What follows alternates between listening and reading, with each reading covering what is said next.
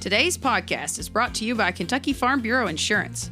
If your property gets damaged by a storm, it's nice to know there's a Kentucky Farm Bureau insurance agent in your hometown who's committed to making things right. Rain or shine, you can count on the great coverage and personal service you expect from Kentucky's insurance company. To request a free quote, find your local KFB insurance agent at mykfbagent.com. Kentucky Farm Bureau, big on commitment. Hey, Matt, how's it going? It's good. Unfortunately, today it's a Tim day. We have a Tim day. Yeah, we've been too excited, and I think it might be giving Tim a big head. Yeah, Tim thinks he's really like a star when he shows up. Unfortunately, we can't. We're just kidding. It's our favorite day. It's Timmy Day. Our favorite Tim Thornberry day. Hey, Tim sat in my chair while I was gone. I did. It was pretty exciting. Oh, I didn't tell anybody where I was. I went to Italy. Yeah, we just alluded you were gone. Yeah, I left the country. You guys were wearing me out so bad, I'm like, peace. Yeah, you 6-hour time change. There's been a lot of vacations this trip, so let's talk about that. So what was your favorite location and your favorite food you ate? Ooh, okay. Favorite location. This is going to be very Catholic of me. We were there on a Jubilee Sunday. If you don't know what a Jubilee is, it happens every so many years. Yeah. They celebrate it at Vatican City. Favorite city was Rome. We were there for a Jubilee Sunday, and we saw the Pope. And you saw the actual Pope? He was right there. Like, wow. How is he? So I did stop calling him Pope Bob. His name is Robert. Now his name is Pope Leo. So the entire time leading up to this, I was like, I'm excited to go see my man Pope Bob, the White Sox fan. And Peyton was like, honey, we are going to the most holy place on earth. Can you please call this man by his actual name? And there's like people around you saying like, Vive Papa Leo. And I was like, probably not a good time to be like, Pope Bob. So Pope Bob. I did not do that. It was or Pope Bobby. Bobby. Hey, Bobby. So I did neither of those things. It was the coolest, honestly, the coolest experience of my life. It was really cool. We were there for the mass. There was like 2,000 people there. It was just like the most incredible experience. So we loved Rome. Favorite food. This is going to sound like silly. We had a carbonara, and I know people are like, well, you could get that at Fazoli's or Olive Garden. It ain't the same, boys and girls. No. They use like 7 cheeses on every dish they've ever had, and you didn't know that those things mattered until you eat their food, and you're like, oh my gosh. Yeah. But one thing my husband's mad about, besides being 6'4" and trying to fit on a plane for 9.5 hours, that was like a man looking like a pretzel in a plane seat. It was sad for him. The only thing I'm going to go ahead and complain about on this, they are not big meat at breakfast people. Like, if you like a sausage, egg, and cheese biscuit, any of that, no. They're like, have a croissant. We'll put chocolate on it. And my husband's like, I want ham, bacon, sausage. Yeah. It's different over there. Yeah. Do they have ham, bacon, or sausage? They do, but they only put it on their pasta. Yeah. Oh. Yeah. Well, you It's can on eat a pasta breakfast for breakfast. Or their pizza. Maybe it could be breakfast pasta. Breakfast pasta. So anyway, Italy was awesome. We were there for 2 weeks. We'll probably never do something like that again. Very once in a lifetime. Yeah. But I can't believe I'm talking about my vacation because you heard where Tim went. You thought you were at the happiest place on earth. But au contraire, Tim went to the happiest place on earth. Yes, we did. Once again, I've only been there maybe a dozen times. I don't know. Yeah. It's How, regular on a scale of thing. 1 to 10, how happy were you the whole time you were Tickled pink. Do you wear ears? Well, I can say that I have. I did not, but I did get my picture made with Mickey Mouse. there? There you go. The one and only. Yeah, there's no Goofy. other Mickey Mouse there. There's not 40 Mickey Mouses running around. The only one. And Goofy. Goofy's actually my favorite. Yeah. Yeah. And Goofy had been around and I missed him. And when I came back to the table, they brought him back just for me. Just for Tim. I got a question about Disney characters. Sure. We're going all kinds of routes today. Is Goofy a dog? Because Goofy has a dog. Like, they have a dog. Yeah. Pluto. So is Goofy a dog? I never thought about it. Let your brain just tumble on that one. He doesn't look.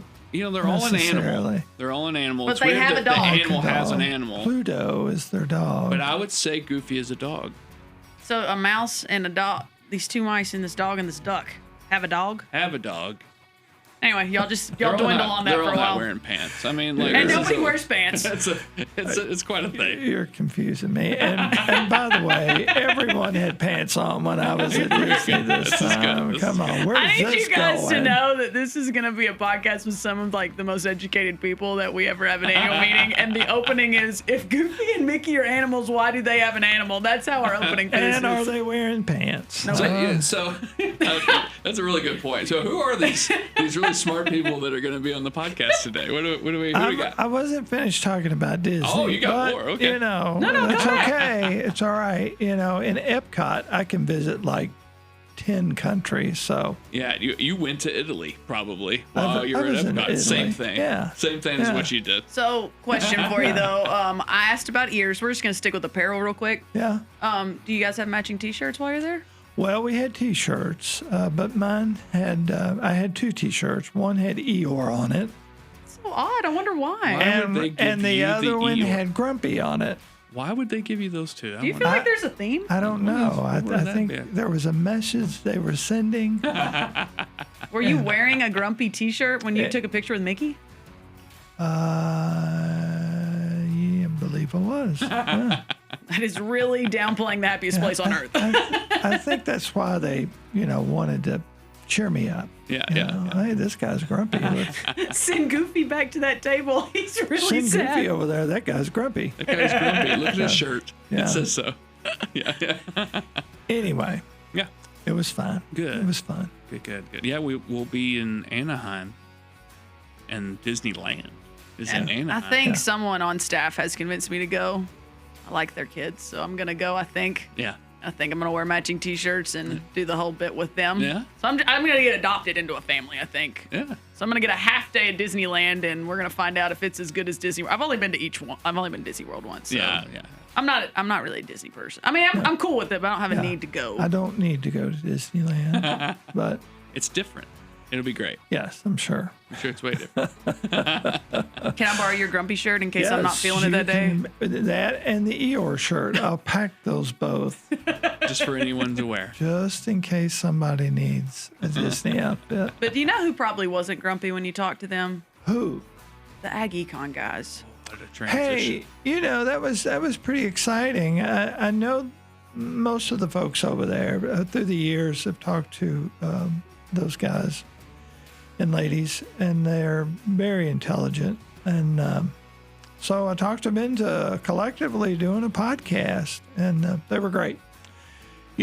As you guys know, we do an Ag Outlook sort of session during our annual meeting, which is jam-packed. I mean, and so these guys are preparing for that. And we talked a little bit about that in the year that we've had in agriculture and everything. So they didn't divulge any information that is yet to come out. But it was good to have them all together and talk about that. And Yeah, the Ag Outlook's just an example of all the annual meeting's pretty dynamic. It's got awards to fun stuff to actual information, obviously policy to develop. So this is one of those good informational sessions that it's usually a packed crowd for this thing. So and this is it's a big deal. They're all big deals, but this is one that carries a lot of information that we will use throughout the year. yeah. And so, we it was a good time.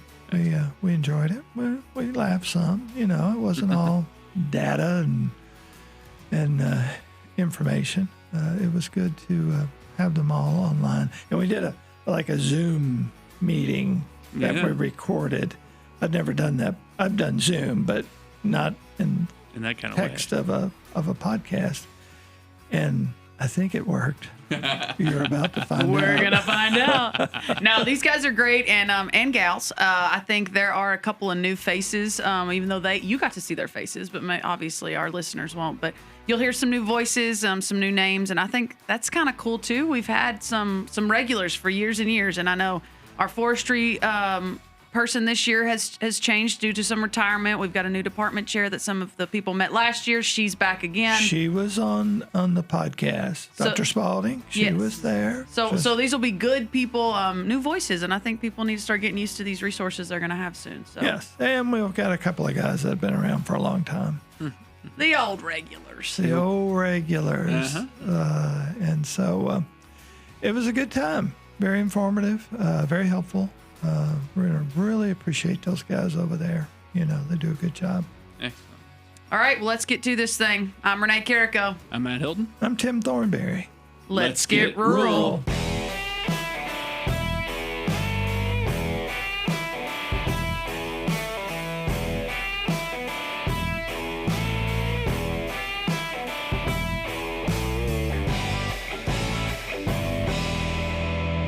As we get started, I just want everybody to introduce themselves and tell our listeners who you are and what you do, if that's okay. And we'll start with you. Well, good afternoon, Tim. It's great to be on here, and certainly appreciate all the support we have with Farm Bureau and all of our extension work. I've been around the UK a long time. I started actually back in the late 70s and went all the way through school and trying to figure out what the heck I was going to do, but I ended up with an ag policy position at UK in 1989. At that time, about the top 5 things in ag policy world had to do with this crop called tobacco. And as you recall, tobacco had a lot of challenges in the 90s and early 2000s, and did a lot of work early on. Still, obviously, do a little bit in that area in tobacco extension, but mainly still do some policy work, some what I call macro farm economy, what's going on in the general farm economy, all the way from, ag policy to trade to prices to marketing trends, even working on an article today about food prices. So that's kind of my angle here in the department. Teach a course in ag and food markets. And again, I always enjoy working with you and the team at Kentucky Farm Bureau. Appreciate that. Well, I know you wear a lot of hats and do a lot of things, and I depend on you a whole lot, so appreciate that. So who's next? Who wants to go next? I can. I'm Grant Gardner. Hey, Grant. I'm a little bit different from this group in that I don't have a UK degree, but I grew up in southern Indiana, went to Purdue, Nebraska, Kansas State, and have been hired at Nebraska for about 3 years now. I am the row crop specialist, and so anything economics that comes from the row crop side, typically when you think about Kentucky, it's corn, soybeans, and wheat, and so a lot of that falls on me. Well, it's a big deal, and we talk about it a lot. As a matter of fact, we've been talking about it for the last couple of months. First, we did a crop update, and then we talked a little bit about harvest coming up, and that's we'll talk a little bit. Or Grant, you can share a little bit of what you know about that later. But it's been a real treat for me to talk to farmers, even in a difficult time. A lot of these guys are out there still optimistic, still working hard, and so appreciate any insight you could give us into the grains industry right now. I think maybe Kenny, are you on now? You ready to go? Sounds good. Good to be with you again, Tim. You too. I know I bug you a lot.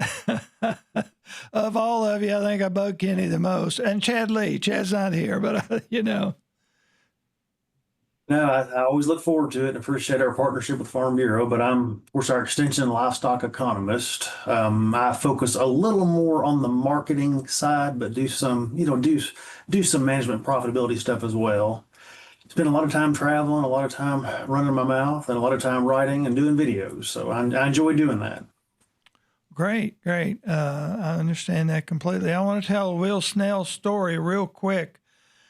This goes back, and I can't remember how many years ago it's been, but it's been a long time ago, and I don't remember the particulars, but I remember we were on a farm, and it seems like Will was standing on a log stump or something talking to her. It was his podium or something, talking to the crowd.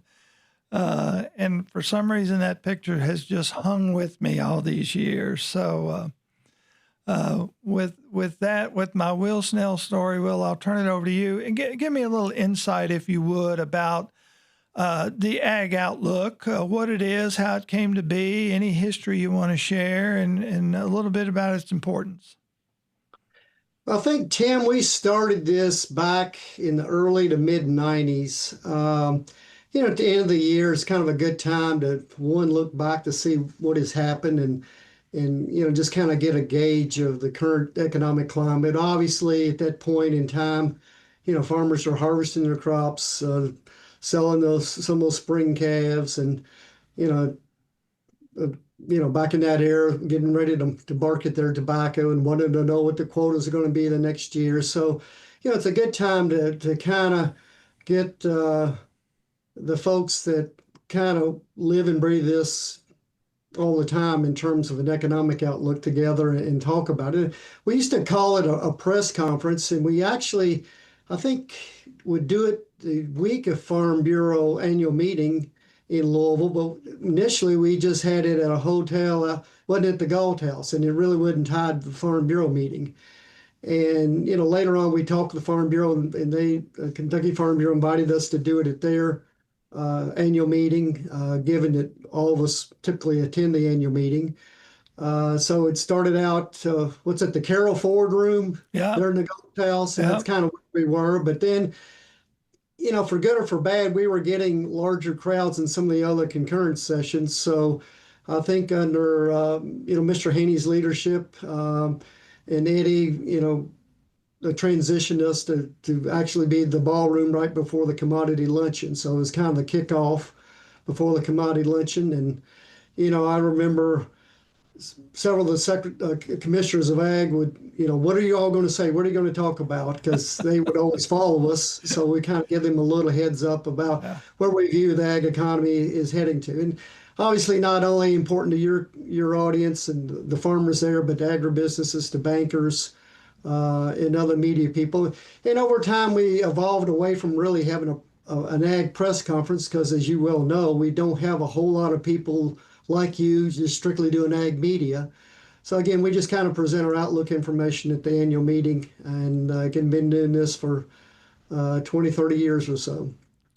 Well, I've heard that before. There's not a lot of ag reporters around. I know AgriPulse is probably the biggest group that we work with and read a lot from a national perspective. But I think sometimes people forget that we're all connected to agriculture. And while they may not understand the nuts and bolts of it, they certainly benefit from it. So we always look at this meeting as something that's important to everybody, and try to get that information out as much as we can, and absolutely use it throughout the year, to be honest. And so it's become a very valuable tool to me because I refer to it often, and I appreciate that. Will, you mentioned tobacco. And I know that from the very first Ag Outlook meeting I attended many years ago to now, the tobacco industry looks very different. But we're still raising it. As a matter of fact, we just did a piece about it with our second vice president, Larry Clark. Any insights you can give on where we are with our tobacco crops would be appreciated.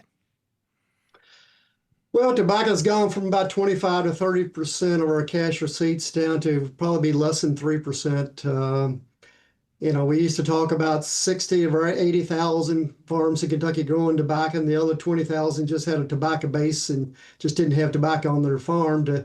Now we're probably down to, the last census had less than 1,000.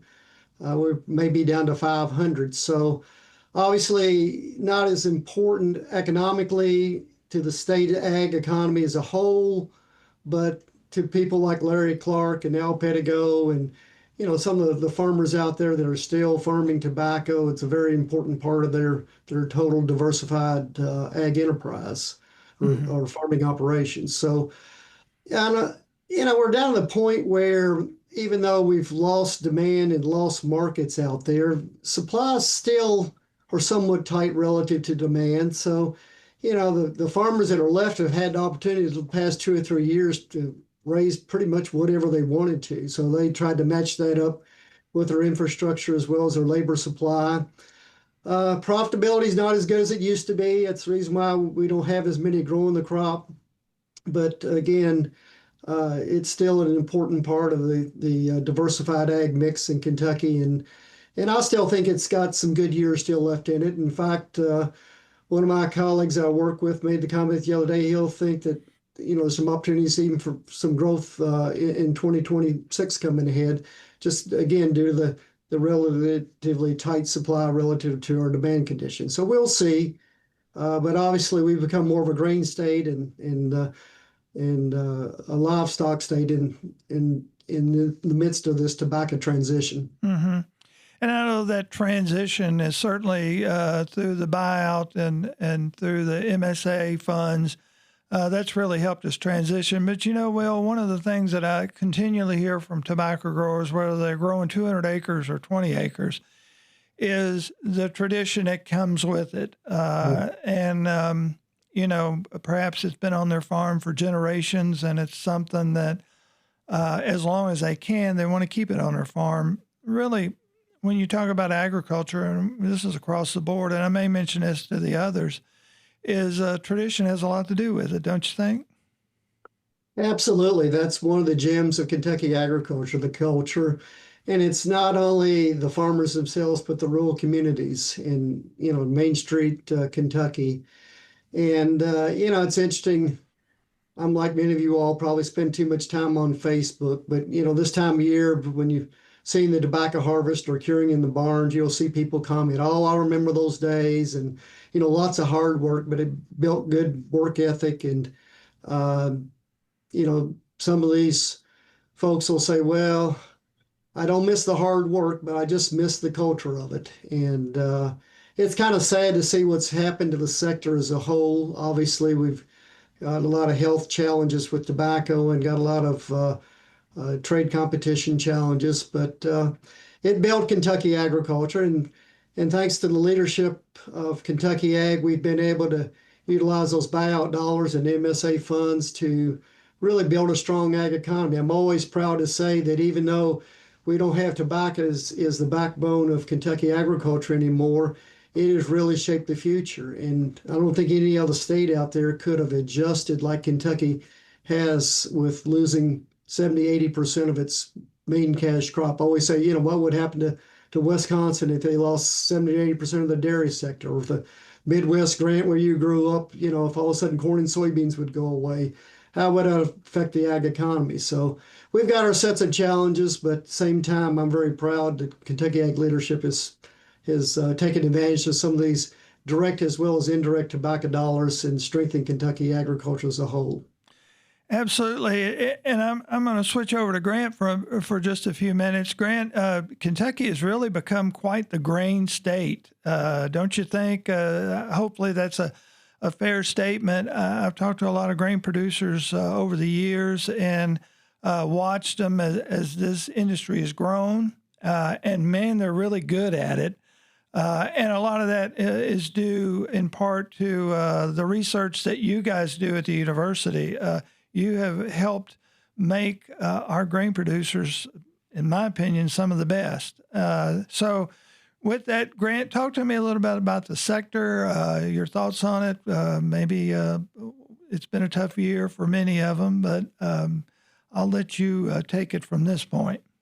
Yeah, I mean, Kentucky in general, I think you look at now, is especially the western part of the state, is an extension to what we would think of as the Corn Belt. I mean, yields, everything very similar to Southern Indiana, Southern Illinois, as you run right into that belt, especially on that western side of the state. And so we do have a large dependence on row crops, especially corn and soybeans. And then we've even got some spots of wheat, down in the Hopkinsville area. Really, if I think about the grain economy as a whole, is we're experiencing a downturn. We came through record prices at COVID and prices were high. And now prices have fallen down to about 2021 levels. The big difference there is that inputs have not fallen. And so input prices are high and those margins are just getting tighter and tighter. And I think we've got a lot of farmers, especially on the row crop side, they're in a tough position this year, just trying to cover their operating loans because the prices aren't there to cover the inputs. Well, and obviously that price versus input thing certainly has a lot of people worried about it. But, Grant, it's been maybe last year at this time, could have been 2 years ago, I spoke with a farmer down in West Kentucky. Corn prices, I think at the time, were under $4. And we were talking about planting. And he said in a very serious way, he said, I'm getting ready to plant a corn crop that I don't expect to make the first penny on, but I'm doing it because that's what we do. Do you hear that a lot, Grant, from people out there? I do. And I mean, it comes back to the fact that they're a producer and they want to produce. You don't see a bunch of people taking land out to fallow when the prices aren't there. They're going to use that ground and they're going to grow something on it the majority of the time. For some reason, wheat fascinates me. I think it's a great crop. I know a lot of people that grow it. Some grow it to a certain height and graze cattle on it. Some people grow it and use it sort of as a two-part crop for the grain and for the straw. How important is that part of the sector, Grant, do you think, to the overall grain economy in the state? I mean, it's huge, especially if you're looking at that southwestern portion, and you can call it kind of the seamer milling effect. But I mean, you've got a lot of wheat coming through that mill, and they're producing all of the biscuits, McDonald's biscuits on the east side of the Mississippi. And so there's some large premiums there if you've got storage and you can keep that grain on hand and provide it to seamer throughout the year. Speaking of storage, we've talked a little bit about that. A lot more farms have storage now. Do we think that's obviously early in the year we thought that might be a problem until everything dried up, and we probably weren't expecting, especially with corn, the crop that we had thought about in June. Storage becomes a big deal, and we've seen it expand. Has that been your take on it in the state over the last few years? Absolutely. If you look at the entire United States, Kentucky's probably the most levered in storage of any state compared to their grain production. And a lot of that's just difficulty to get into market. If you're not on the river, you don't have that opportunity right at harvest. And typically basis isn't good at harvest, and you're still better off waiting a couple months for that basis to recover. We've actually been in a weird spot recently in the fact of basis on the river has been really strong at even or even positive in some instances. And I think a lot of that just comes from the fact that we haven't hit full-fledged harvest in, the northern I-states or the northern corn belt. And as the river levels are declining again this year, I think a lot of these elevators on the river are trying to get grain out as fast as possible. And so they're offering a strong basis that says, bring it to us now. And I think in the long run, that's going to help at least get us closer to kind of those break-even prices that we're going to need for producers to continue farming next year. Grant, if there's one thing, and this is sort of a broad question, if there's one thing that could really help our grain producers right now, whether it's coming off the harvest or looking, I'm sure they're already looking in the next year. What would that be? Would it be cheaper fertilizer prices? Would it be higher market prices? Would it be a combination of all the above? What do they need to see in order to make 2026 better than what they've seen this year? Yeah, and I think the big thing's going to come down to exports. We've hit, we've got to boost demand if we've got this much supply. And if we look at ethanol expansion, it's slowly expanding. Biodiesel's moving a lot faster. That said, we can't have domestic demand come online fast enough. And so we've got to look at exports and where can we pick up some sales and get grain out to other countries, especially as we look at the fact that China currently buys about 25% of our production, or at least they have the last 4 years. And so we've got a big cut in the soybean exports right now, just with China not buying. And so can we pick up buys elsewhere? I think that's going to be the biggest thing that pushes those prices in an upward direction. The fertilizer side's a lot more complicated because a lot of the time that information is hidden. You don't know what's going into those prices. A lot of it's probably transportation. We're seeing some pressure there. But in general, inputs go down and prices go up. And I think that's the best thing that could happen for the ag economy in general, at least on the row crop side. Do we have any hopes that those export markets will grow over the next 12 months? I think they do. I mean, I'm an optimist, but I think, there's places where we can pick up more sales for sure. I don't think we can completely replace China, and hopefully we can get them to come around and continue to buy some beans. I think that's still a big hope that I think is out there, and I think it could happen. But in general, it's going to be, can we continue to push our domestic use. And so crush on the soybean side or ethanol continue to expand there and then kind of eat away at those margins that we've lost from the Chinese buyer. Great, great. Kenny, are you still with me? I sure am. Let's talk livestock for a minute. I heard somebody say, and I don't know if this is completely true or not, but they said, well, we're using our cattle to support everything else. Is it that good, or is it just because we can make a little bit more in the cattle market these days? It's pretty good. I don't think saying we're making a little bit more is accurate enough. I think it's quite a bit more right now. So, say it loudly. Say it loudly, Kenny. so I'll be the good news at the Farm Bureau program. Okay. We'll advertise that. No, it's been a heck of a run. When did you and I talk? You wrote a beef article, I guess it was in the spring. Yeah. And, we talked about how strong things were then, Tim, and they're even stronger now. We came into this year with the smallest beef cow herd we had since the early 1960s. So I think that kind of paints this picture of how tight supplies are.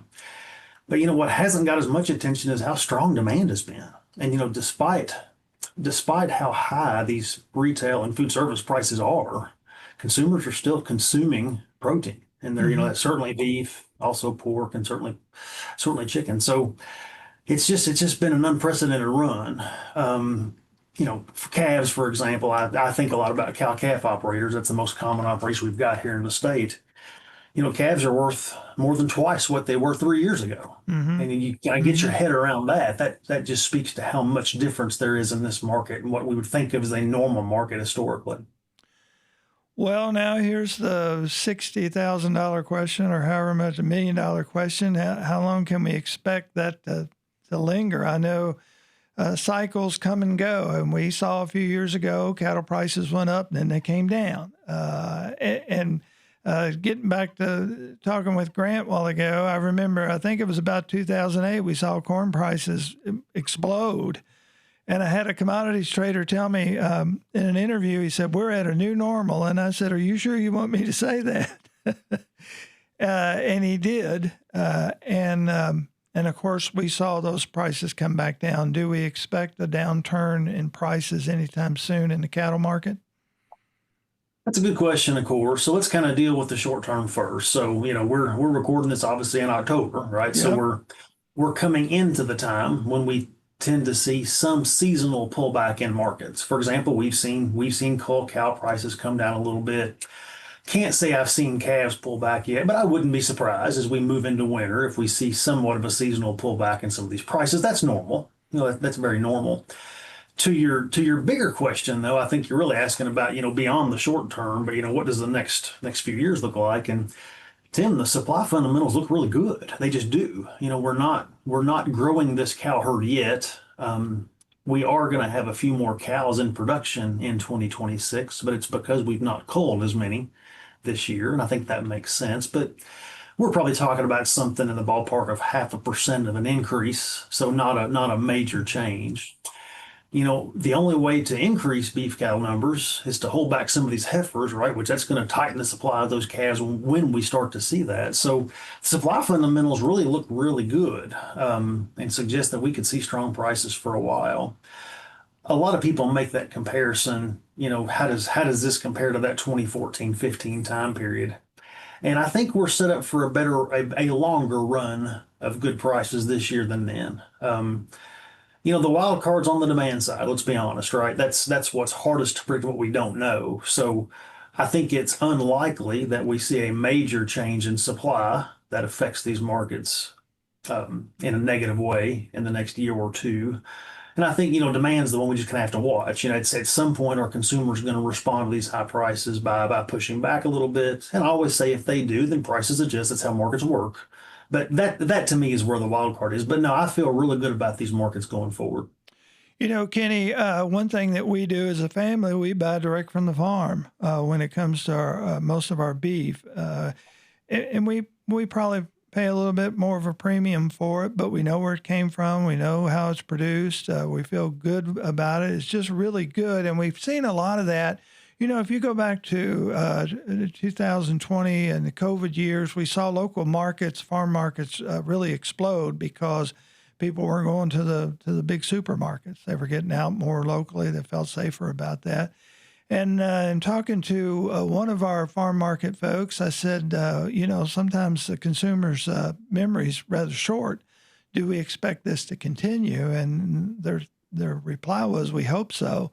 And I think we have seen that to a certain extent. Do we see a lot of that direct from the farm sales really picking up or being a big part of the overall economy when it comes to our cattle production? It's an important piece of that segment for sure, Tim. You mentioned COVID, and so many things we can kind of go back and kind of start our discussion there. But we were honestly a little short on local processing capacity prior to COVID, and then naturally with the demand for direct sourced meats during COVID, we got to the point where we were just bad short. And over the last few years, we've done a couple of things have changed. Number one, we've grown a lot of that local processing capacity. We've got a whole lot more potential to process livestock here in the state than we used to. But the other thing that's happened is these prices have gotten a lot higher, right? And I think that's the other piece of it. So I think the demand is still there from consumers, and I think there's still potential, and it's still a significant piece of the market. But I would be remiss if I didn't point this out too, though, that prices are so strong. I do think there are some producers that are frankly not as interested in pursuing those value-added markets because they're weaning calves right now for $2,000 a head and better, right? Mm-hmm. Mm-hmm. So the thought of passing on that, and then you're putting those cattle on feed and selling them, as freezer beef down the road, just isn't as attractive right now as it was 2 or 3 years ago. But I think the demand is still there. I really do. Kenny, we're talking about cattle. Well, recently I have visited some folks that are in the sheep business, and for a couple of reasons. Number one, it takes a little bit less land to have a flock of sheep on than it does a herd of cattle. And it seems like in talking to some of the folks connected with the industry, that's grown a little bit. How about other types of livestock? How are we doing in the state?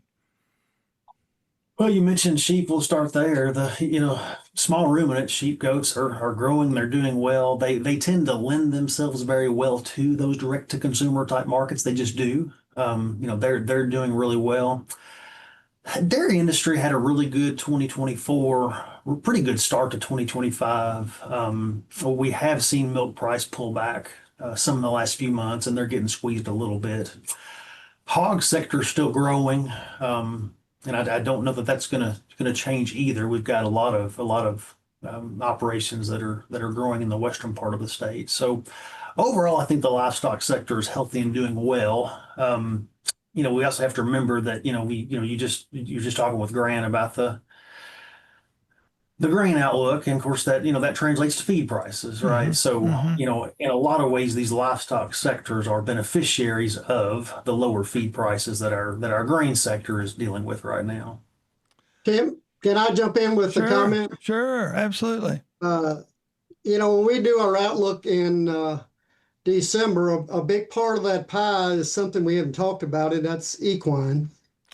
And again, it won't impact many people in your crowd, but it's still in my little chart, it still comprises a big part. But I'll tell you a quick story. You start off with a story about me, but I was actually at the county farm bureau, my local county farm bureau, last week. And we had one farm family there that big into equine sector, as well as they've got a really nice cattle herd. And I went up to the farm owner and I said, well, I saw all those Keeneland yearling prices. And I said, well, did you do well? Well, she said, some we did well and some we didn't do very well on in terms of horse sales. But overall, horse sales are through the roof this year. And she went on to say that they sold some horses for $1 million plus, but then they sold some for $3,000 or $4,000. And she said, to be honest with you, it's our beef cattle herd that are supporting the equine sector right now. That may Well, be the case for some of our, especially our small to mid to small equine farms out there. They do have cattle, but I just kind of laughed at that point based upon your question a while ago. Is the cattle industry driving the whole Kentucky farm economy right now? well, let me tell you, Will, as somebody who is at a very small level in the equine business, we have saddlebreds. When we were talking about COVID, when we couldn't get buyers in the barn, we were sitting around waiting to sell a horse, and I made the comment. I probably shouldn't say this, but I made the comment. I said we can't sell them and we can't eat them, and so I know what it's like to have something else prop that up. We love it. We enjoy it, but it's one of those times, or one of those things that it's feast or famine, I think, Right. at least in my neck of the woods. But I didn't mean to leave equine out by any means. We are a state known for our equine programs and our horses, and certainly they are a huge factor in the overall farm economy. And we also got to throw in, Kenny, those broilers as well. Oh yeah. There'd be probably a rivalry with broilers and beef cattle in terms of what's the largest ag enterprise we have in the state. Years ago when the poultry industry overtook the equine industry as far as dollars go, I wrote a story about when does a chicken beat a horse. I don't know how well it was received, but I thought it was kind of, it's kind of ironic that that's where we were. But certainly our poultry industry is just, over the last 20 years, just been amazing, hasn't it? Yeah, and Grant, you might want to jump in there. Besides these grain exports, these sideline uses for our grain, and certainly the feed sector for the livestock and that poultry sector provides some benefits in certain areas to prop up prices. Same thing, you mentioned Seamer, same thing on the distilling side. So we do have some other uses for our commodities that provide some local benefits out there and maybe prop up prices in those areas. Yeah, and they're extremely local. And so if we can see that grow again more over time, I think that lends a better outlook to where grain prices could go, especially at the local level. Do we have an opportunity out there to take advantage of more of when we talk about fertilizer side? I know the poultry industry provides a lot that other farmers can use to put on their fields for fertilizer. Do we utilize that enough, or do you think we're about where we will be on it? I mean, I think most of it is getting used for fertilizer at some point, whether that's on their own operation or they're selling to someone else. Right now they've got a lot of ingenuity in what are their applications going to be this year, just trying to cut costs on those applications. And I do think, poultry litter is one thing that we could look at in general. There's other options out there as well. I've had a lot of people that have moved into their own storage of fertilizers.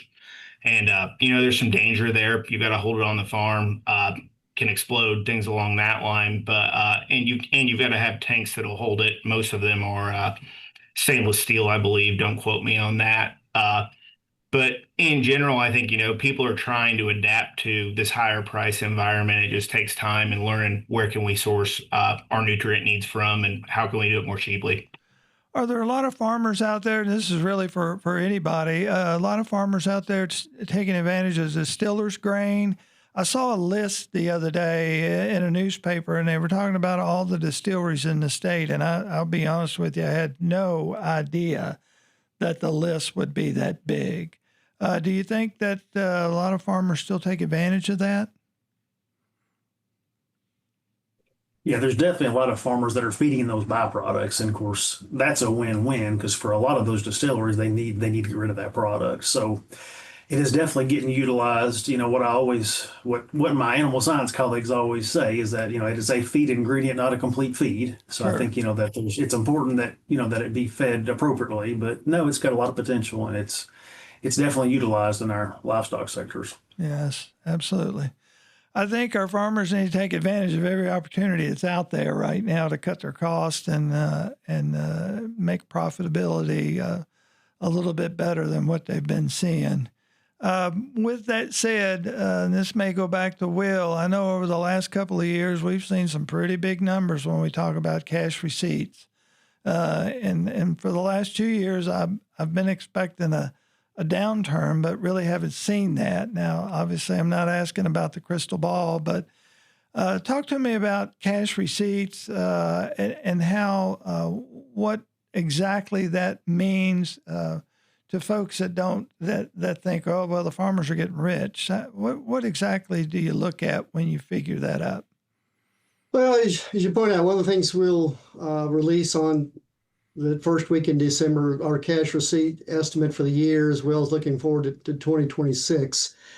And, to be honest with you, it's a number that doesn't mean anything to an individual farmer out there because they know their own farming operation. But again, people in the media like yourself and policymakers, agribusinesses, they kind of track these trends. And, again, it all works back to net farm income. Those are gross receipts. They don't take into account any government money. They don't take into account any input cost.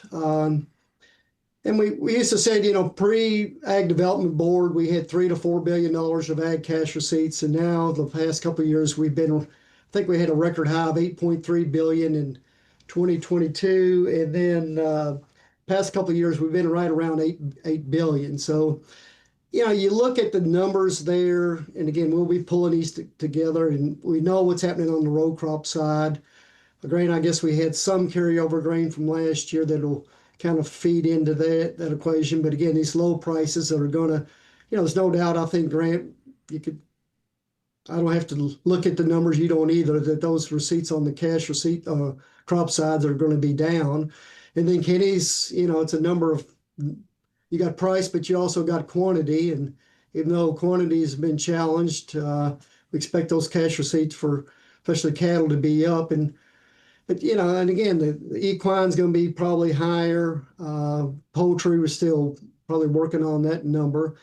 So my quick answer to your question is don't expect a significant fall, but there's certainly downward pressure being put on that cash receipt number. What's more important, I think, to all of us is the net farm income picture. And when you take into account those input costs that Grant talked about, the squeeze is there. Round numbers, a few years ago, prior to COVID, we were averaging about $2 billion in net farm income in the state. When you put it in today's dollars, and last year we were about a couple of years ago, when we hit our high in 2022, we were at $4 billion. So, that number certainly come down. Then you got to take into account all these government payments.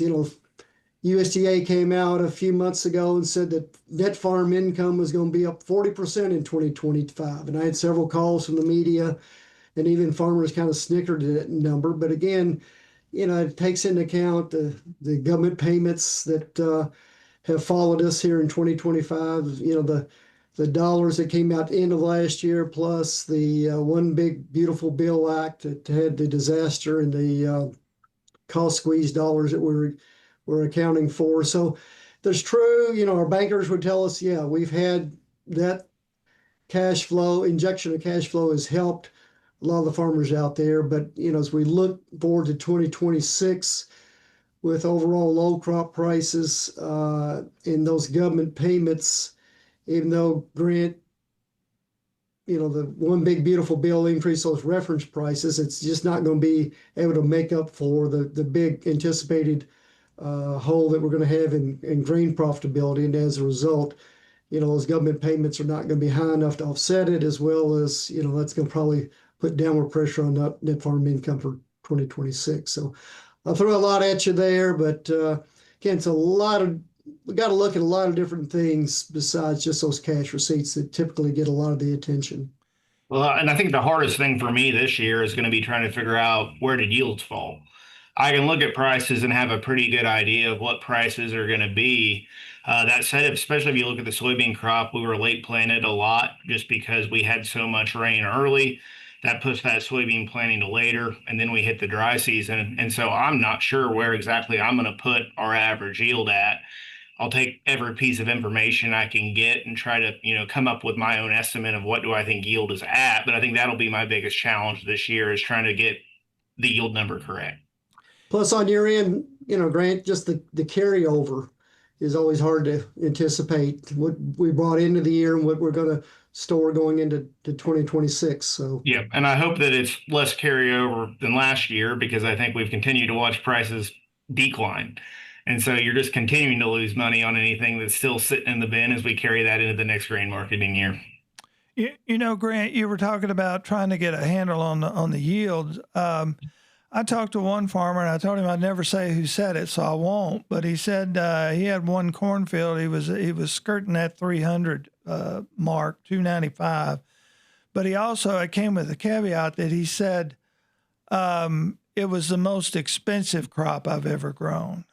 So I would say quantity versus what he had to put into the crop to get it there. I don't know, whether he made any more money on that crop than he did one that was with a less yield. But I've also heard the same of 150 bushels an acre in corn and 30 in beans. But I talked to a fellow the other day, and they were up over 60 in beans. So it's sort of all over the place out there, isn't it? It is, and that's what's going to be really hard to dial down. I've talked to people in the northern part of the state that have well over 200. Said they average well over 200 in corn. Talked to people in a spotty area that didn't get enough moisture, and they're sitting at that 150 number. And so I don't know what you call it. You just say it's probably 180. I don't know. That's my guess.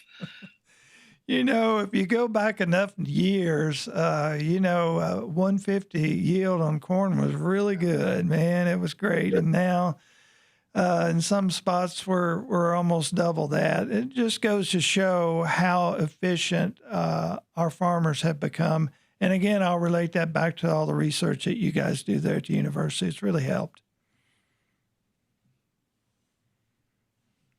Can I get an amen? I don't know if the economists can take credit for that or not. But. Well, sure. I've got you all on the line. So anyway. I'll give him credit for everything. There's Dr. Spalding. I don't want to leave you out. I'm going to bring you in here and talk about the superstar team that you've got there. Tell me a little bit about the work that they're doing, not just for this outlook, but they do all year long. I'm just very fortunate to work with these people, and there are only 3 of them here. We have 20 faculty members in the department, and every single one contributes tremendously to research, extension, and teaching mission of the university. So I'm really lucky to be here with them and learning from them every day. Like this phone call, conversation, I learned a lot already. Now you'll be at the annual meeting, the Farm Bureau annual meeting, I suppose, up there on the yes. Yeah. I will be introducing these gentlemen. Well, we hope that, when I first started talking to Will about this, I thought, well, is there any inside baseball I'm going to get? But I'm not going to ask that. I'm not going to ask that. I just, we certainly hope that, as we do every year, that the sectors continue to do well and that we can get to 2 things, certainly profitability on the farm, and that we can be an enticement for a new generation to come in, because quite honestly, we're going to have them. Absolutely. And so I just appreciate you guys and all that you've helped me with over the years, and all the dumb questions you have that I've had that you didn't tell me that was a dumb question. So. I just want to add something to it, Tim. These extension faculty teach undergraduate classes, so our students get to learn from them every day. So I would love to talk about that too. We want future ag economists come to our department, major in ag economics at UK, and get to learn from Will, Grant and Kenny and others. Now, if I'm not mistaken, don't you have a program? I don't want to call it a new program, but maybe it's a new program, a leadership program. We have a certificate program. Yes, it's a new one for the, as you know, Will and Dr. Isaacs, they do the Kentucky Ag Leadership Program. And now this is for the students, undergraduate students. There's a new Ag Leadership Certificate Program. And we started it this year, and it's going really well, and it's expanding. So I think it's a really great opportunity for students to come in and take advantage of that certificate while they're getting their degree in ag economics and agribusiness. How exciting is it to start a program like that and to see it do so well in the beginning? It's amazing. It takes a lot of time, resources, logistics, planning, and then you never know, is this going to work? But then the first year it takes off quickly. That's really great to see. Well, I wish you well with it. Anything we can do to promote it, we'll be glad to help. I appreciate that. Thank you. All right. Well, folks, we're going to wrap it up now. Any closing words that you would offer our listeners, rather? No, it's been a challenging year, and it's I think all three of us are eternal optimists, and you mentioned a while ago, Tim, about cycles, and we go through cycles in ag. Thankfully, land values have been holding their own, which is good if you own land, but unfortunately, if you're renting land, it's a challenge out there. But I do think this is different than the 80s. We hear a lot of comparisons. And I think as Grant and Kenny would agree, the trade picture hopefully will improve. And, we have a lot to gain potentially out there if we are able to get some trade concessions and some of the tariffs and non-tariff trade barriers, because, again, we can only consume so much of our product. That international market is important. So we'll try to be upbeat. But, again, we've got some challenges to present here in a few weeks at our Outlook materials. But let's hopefully be optimistic, and better days are ahead for us. Well, Will, if any group of people are optimistic, it's got to be our farmers. They are eternal optimists, and we're so grateful that they are. So we'll keep that hope going. All right. Well, thank you all so much. I appreciate you joining me today. It's been a real thrill for me to have you all on here, and I just look forward to our annual meeting. I'll be there. I'll try to be front row. There's a lot going on, but we certainly have enjoyed it throughout the years and looking forward to it again. Thank you, Dan. Thank you for the opportunity. All right. You guys have a great day. Bye. See you. Once again, it's been a great opportunity to have economists from the University of Kentucky talk to us today a little bit about their Ag Outlook. We'll enjoy and look forward to hearing from them at Kentucky Farm Bureau's annual meeting coming up. Thank you for listening to this edition of Let's Get Rural, and we hope that you log on to your favorite podcasting platforms to hear other programs.